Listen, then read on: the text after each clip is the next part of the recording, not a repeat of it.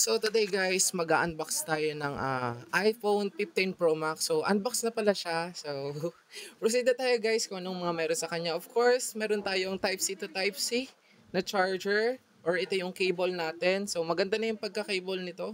Then also kasama sa box, meron tayong warranty card, merong SIM ejector, and then also meron tayo dyang pa-sticker na may kagat na apple. So ayan. So ito nga pala ang ating iPhone 15 Pro Max ay latest. So kakalabas lang nito. Then ang available color natin ngayon ay black titanium. Then also meron din tayong white titanium, blue titanium, natural titanium. So tayo ay naka-black titanium. Yung in-unbox natin. So yan yung kanyang quality ng design ng kanyang back and then also the front. Yun yung kanyang Type-C. Yan, inipiplex ko dyan yung kanyang pagka Type-C, iPhone. Then hindi na siya iPhone cable, siya ay naka Type-C na. So, siya pala, available size niya ay 6.7.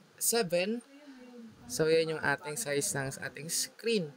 So, pagdating naman sa kanyang screen respan, napaka-smooth ng kanyang screen respan at hindi dyan mawawala ang pagtingin natin sa settings para makita yung ating mga other specs. So, dyan, naka 512 pala itong ating in-unbox. So, 512 GB, available variant ni iPhone 15 Pro Max ay 256 up to 1 terabyte. So, i-check natin yung camera dyan. Yan yung back camera and then yung front camera. So, ayan, kitang-kita nyo yung aking kamukaan pagdating sa camera ng 11 Pro, 15 Pro Max.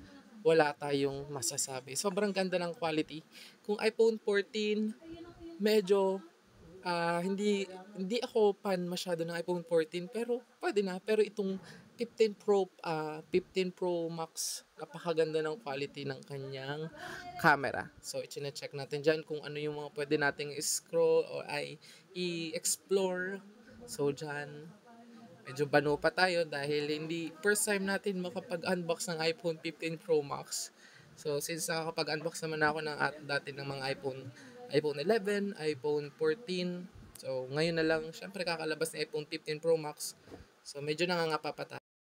So, sa kanyang battery guys, 4,441 mAh battery. So, don't worry guys, kahit ito ay naka 4,401 mAh battery, ito naman ay naka 20 watts charge. So, matagal lang malubat, mabilis mag-charge, napaka-basic lang yan pagdating kay iPhone 15 Pro Max. So, ayan yung kanyang design. Napaka-elegant ng kanyang design, napaka-classy, napaka-smooth. So, ito yung ating iPhone 15 Pro Max. So, sa mga bibili ng iPhone, sa mga mag-a-iPhone pa lang dyan, recommended natin si iPhone 15 Pro Max. So guys, waterproof na din ang ating iPhone 15 Pro Max. Ano pa bang hinahanap natin? So dyan, in-explore natin sa iPhone 15 Pro Max kay iPhone 14 Pro Max. So guys, sa mga mag-iPhone, huwag nyo nang palampasin to. iPhone 15 Pro Max, sugod na sa mga store na available dyan. Bilhin nyo na to guys. So thank you so much.